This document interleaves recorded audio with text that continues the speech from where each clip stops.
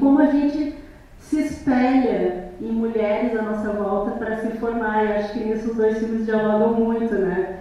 Esse espelho, às vezes, ele é turvo, né? E a gente demora para conseguir achar o que a gente realmente quer no meio desse caldeirão, né? A Joana, principalmente, vive num caldeirão de influências, assim. O Espelho Turvo, ele surgiu durante a minha graduação, ainda nessa formada pela UF, em cinema.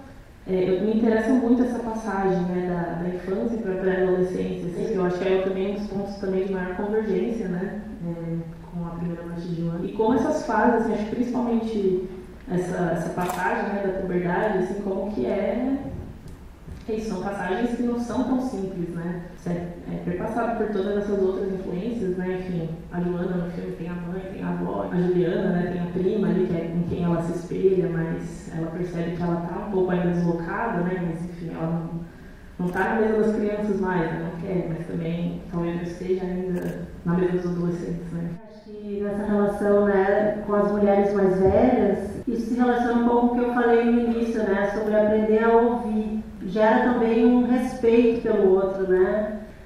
Não no sentido de ouvir e aceitar, mas no sentido de trazer algo novo também, né? Estabelecer essa troca é algo que tem que ser estimulado, né? O jovem, principalmente, ele é muito estimulado a se inserir, né? Ele é educado para ele se inserir no grupo, né? Achar a sua identidade.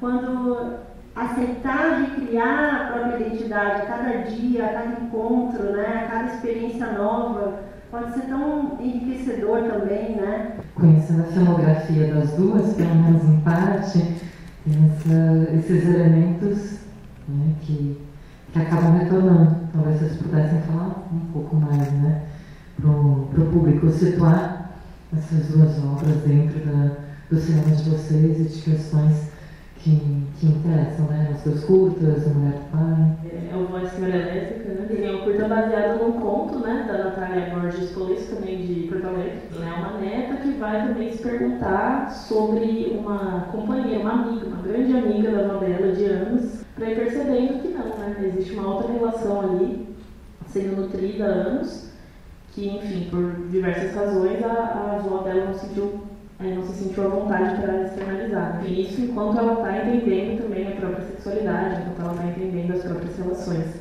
Pensando, né, nessa filmografia, eu acho que se vê muito pouco, assim, a sexualidade na velhice, né? Isso eu acho que é um tema que é pouco trazido.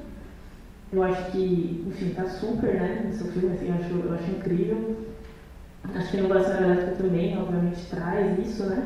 Não, o bacana do Voz Senhora Lésbica é que é um filme que naturaliza a questão, né? Elas tentam tratar isso de uma forma natural e franca, né? E o Joana, ele já vem no contraponto, de mostrar os problemas que se causam quando não há uma educação sobre sexualidade, né? Educação no sentido mais amplo, assim, no sentido da escola ou da família, ou de poder dialogar, né, abertamente sobre isso. Como é no início do Joana, né? No início do Joana, a relação entre elas é super natural e essas interferências externas, essas violências, né, que a gente naturaliza, que vai achando, brincadeira de criança, né, não dá bola, vai se tornando violência real, né? Meu primeiro longa, Mulher do Pai, ele foi uma coprodução Brasil-Uruguai e se passa na fronteira entre os dois países.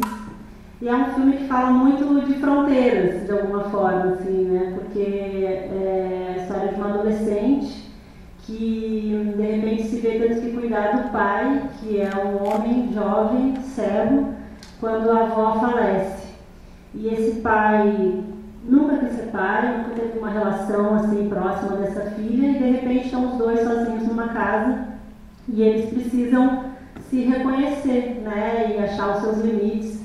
Existe todo um incômodo que vem disso, assim, dela ter que ocupar um papel múltiplo, né, de mãe, de filha, de companheira de casa desse homem. E esse filme é o meu segundo e ele vem também abordar uma família, né, só que aqui por um olhar mais sobre as mulheres, né, dessa família, porque quando eu comecei a pensar mais sobre essa questão de gênero e como isso afetou a minha formação, eu percebi como nós não somos ensinadas a desenvolver um olhar interseccional, né? A perceber como o ser mulher varia de acordo com a sua origem, ou o seu status, ou a sua idade. E às vezes a gente tem dificuldade, especialmente quando adolescente, né, de aceitar o diferente. E aí eu quis mergulhar um pouco mais nisso, assim, a primeira morte de Joana, né, e como cada uma vive ao seu modo a sua intimidade.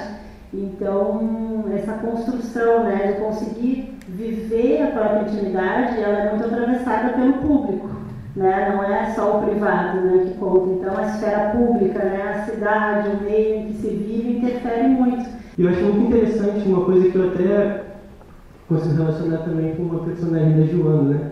Que as duas, tanto a Juliana quanto a Joana, têm uma característica muito... que para mim contou muito na questão da montagem também, assim, que elas têm uma relação muito forte com o espaço, né? Para além das pessoas, né, eu acho que tem uma exploração do espaço ali, de conhecer os objetos e as salas, né?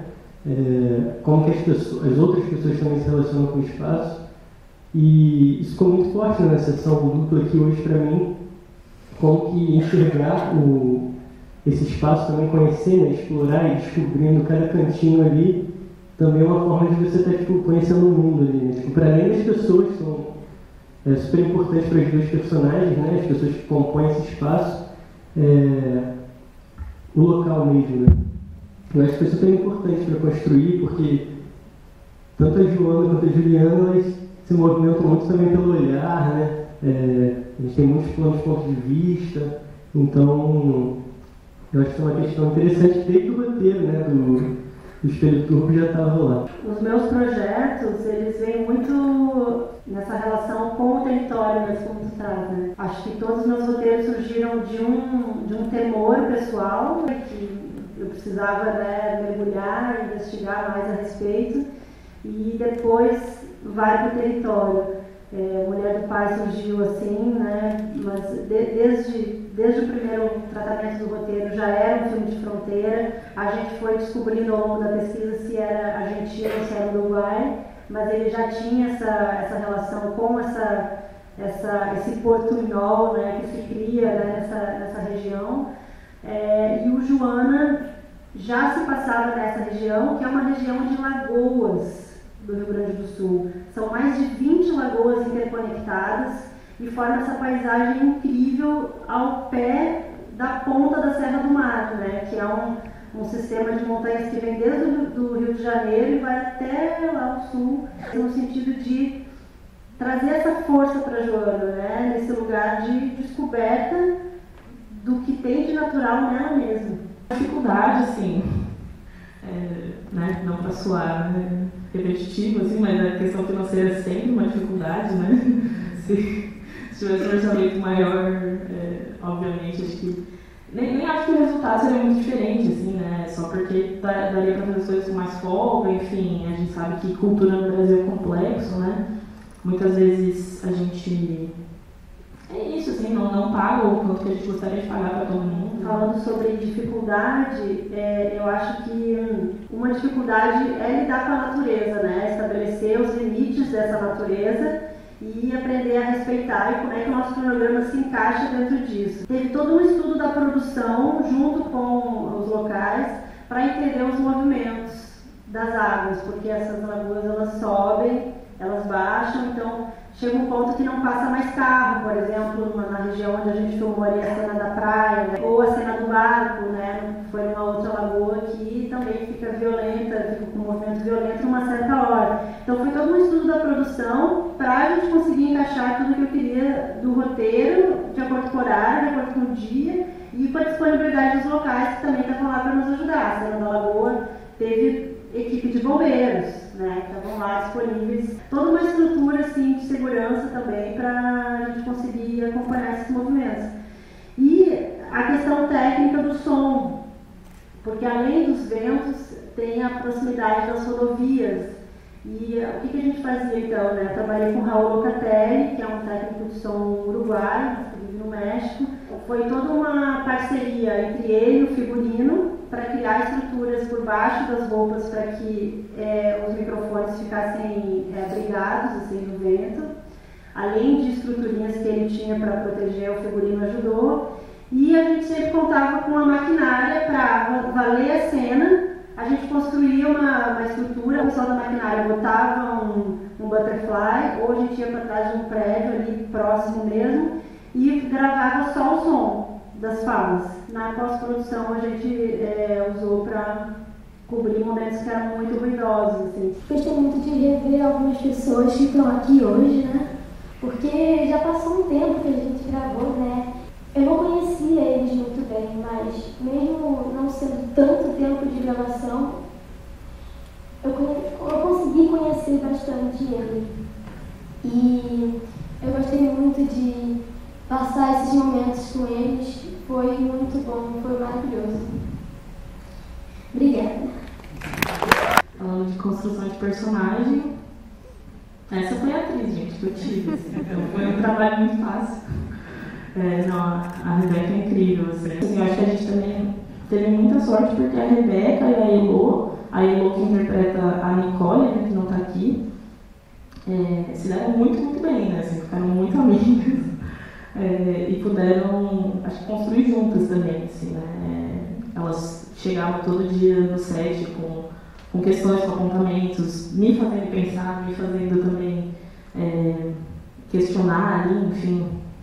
E a gente foi entendendo junto esse personagem, né? Ela falou bem o sentimento de família, né? A gente se conhece tão rápido, tão pouco, mas parece que é tanto, né? Quando a gente se encontra de novo, tem uma conexão muito rápida, assim, de querer formar uma família, e acho que, especialmente com menores de idade, isso é um caminho muito bom, assim, porque não são pessoas que já estão talhadas para aquele trabalho, né? Para cumprir horário, cumprir cena, então tem que se sentir à vontade, tem que sentir confiança. Eu não dei o roteiro, nenhum dos dois filmes eu dei o roteiro primeiro. Eu falava sobre as situações e a gente conversava sobre as reações, sobre as falas e quais eram os conflitos. E a gente ia reescrevendo juntas as falas. Então isso é uma coisa que super facilitou para ambos os filmes, assim, porque elas chegaram no set já com um texto que era delas, assim, que cabia na embocadura delas. E sempre muito apoiado pelos pais, né, que são super importantes, e eles conheciam o roteiro, né, antes, então, claro, para autorizar os filhos, eles conhecem o roteiro de ponta a ponta, e eles aceitam esse método de não contar tudo de cara para elas, mas eles perguntam para elas as questões chaves, assim, se elas teriam problema em desempenhar essa ou aquela situação, elas disseram que não, então estão dentro. E aí, a partir daí, eu vou fazendo esse processo gradual, assim, de construção, de reconstrução dos personagens. Queria agradecer muitíssimo a presença da Bruna da equipe e ter nos dado a oportunidade de fazer a estreia, né, do Espelho Turvo. Para a gente é uma grande felicidade, já que é um projeto de extensão da UF para incentivar mulheres diretoras, né, e viu uma mulher diretora que está construindo uma carreira, começou a construir isso no curso e agora mesmo depois do curso segue a sua carreira. A gente sabe o quanto que isso é difícil. Agradecer, né, a toda a equipe, né, tem várias pessoas aqui que nos vieram aqui para frente. Agradecer muito a Cris, que veio de São Paulo para fazer o debate com a gente pelo engarrafamento monstruoso, né? Uma guerreira que está aqui encarando o debate depois de um dia inteiro de estrada. Agradecer a vocês que vieram aqui, ficaram para o debate, que são a grande razão do Cineclube. E no dia 19 de julho, a próxima sessão do Quase Catálogo. Acompanhe a gente nas redes sociais, no Instagram e no Facebook, @Quase Catálogo, que em breve vamos anunciar qual é a próxima sessão. Então, curtam, divulguem, para terem sempre a gente prestigiando as diretoras que estão aqui debatendo seus filmes. Obrigada, gente. Boa noite.